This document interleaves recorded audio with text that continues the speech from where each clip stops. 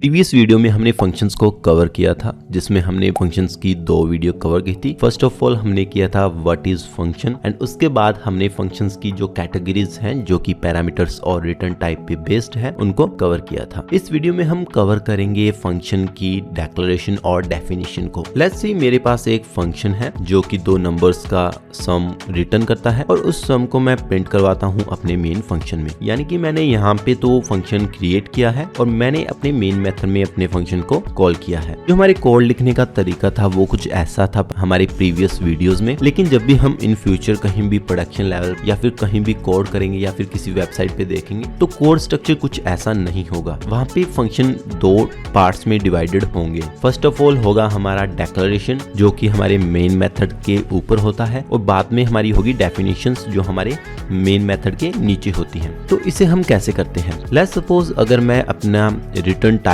और फंक्शन का नेम और अगर उसमें कोई पैरामीटर है तो ये सीधा लिखता हूं तो इसको हम बोलते हैं फंक्शन डिक्लेरेशन। और जो हमारी फंक्शन की बॉडी होती है उसको हम कहते हैं डेफिनेशन, यानी कि हमने फंक्शन को डिफाइन किया है। तो उस टाइप को लिखने का तरीका क्या है वो हम डिस्कस करेंगे। तो सबसे पहले मैं अपनी फंक्शन की जो बॉडी है उसको डिलीट करूंगा और उसमें मुझे सिर्फ इतना ही डिक्लेयर करना है कि क्या मेरे फंक्शन में कोई पैरामीटर्स हैं। इसे मैंने सेव किया। इसके बाद मैं अपने फंक्शन को मेन मेथड के नीचे लेके जाऊंगा और यहाँ पे करूंगा इसकी बॉडी को पेस्ट और यहाँ पे मैं दूंगा अपने पैरामीटर्स लाइक num1 num2। तो इस हमारे कोड स्ट्रक्चर में हमने क्या किया, हमारे मेन मेथड के ऊपर हमने सिर्फ कोड को डिक्लेयर किया है, ना कि हमने उसको डिफाइन किया कि हमारा फंक्शन क्या काम करता है। जस्ट हमने उसको डिक्लेयर करके छोड़ा है और नीचे हमने अपने फंक्शन को डिफाइन किया है कि हमारा जो फंक्शन है वो क्या परफॉर्म करेगा। तो इसको अगर मैं सेव करके रन करता हूँ तो मुझे वही आउटपुट मिलेगा जो मुझे प्रीवियस कोड स्ट्रक्चर में आउटपुट मिल रहा था। तो इसका सिंपल सा रीजन ये है कि हमारी जो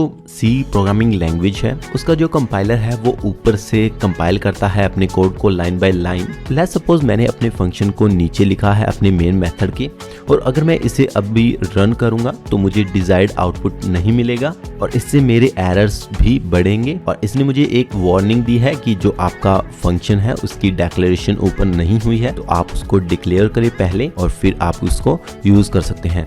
तो अगर मैं अपने फंक्शन को ऊपर ही डिक्लेयर करता हूं तो अभी कंपाइलर को पता है कि कोई फंक्शन होगा हमारे प्रोग्राम में इन फ्यूचर जिसको हमें यूज करना है अपने मेन मेथड में।